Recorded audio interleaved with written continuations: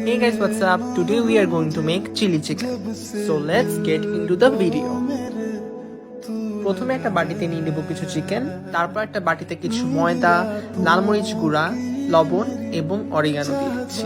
আপনারা চাইলে গোলমরিচের গুঁড়ো দিতে পারেন। এখন যে চিকেনগুলো স্লাইস করা আছে সেগুলো আমি ব্যাটারটার উপরে একটু টস করে নিব। এখানে সবগুলো চিকেনকে আমি প্রপারলি টস করে আলাদা একটা প্লেটে রেখে দিব। এখন একটা প্যানে আমি কিছু তেল নিয়ে নিয়েছি, আপনার চাইলে বাটারও দিতে পারেন। এরপর ওই ম্যারিনেট করা চিকেনটা আমি ভেজে ফেলবো। আমরা এটাকে বেশি ভাজবো না, জাস্ট একটা গোল্ডেন কালার আসার পর্যন্ত আমরা এটা ভাজতে থাকবো।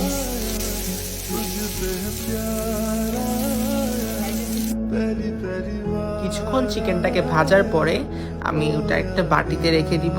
যেহেতু ছোট সাইজ এই জন্য ভাজতেও তেমন বেশি একটা সময় লাগেনি। তারপর ওই সেম প্যানেই আমি কোনো এক্সট্রা অয়েল নিচ্ছি না, আমি জাস্ট কিছু গার্লিক সটে করে নিব এবং দিয়ে দিব কিছু জিঞ্জার পেস্ট।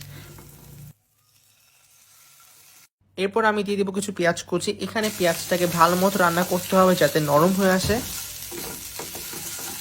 তারপর দিব অনেক ধরনের সস, এখানে টমেটো কেচাপ আছে। তারপর দিয়ে দিব আমরা কিছু সয়া সস এবং ভিনেগার।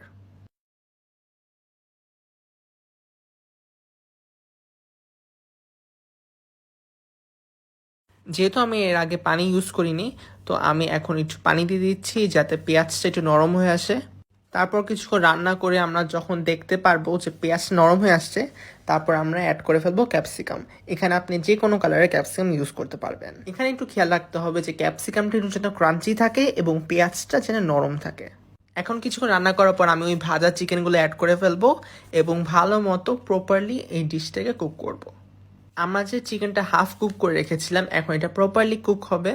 তো তারপর এটা ভালো মতো সটে হয়ে গেলে আমরা অ্যাড করে ফেলবো কিছু কর্নফ্লাওয়ার স্টার্ক যাতে এইটা একটু থিক হয়ে আসে।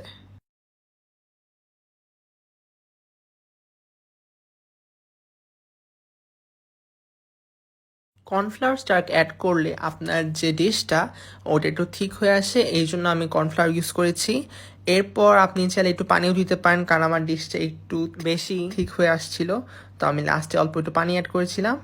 And our chili chicken is ready. It tasted absolutely delicious and perfect to go with some fried rice. লাস্টে আপনি চাইলে একটু সিজন সিডস দিয়ে গার্নিশ করে দিতে পারেন। So don't forget to try this recipe at home and let me know about your experience.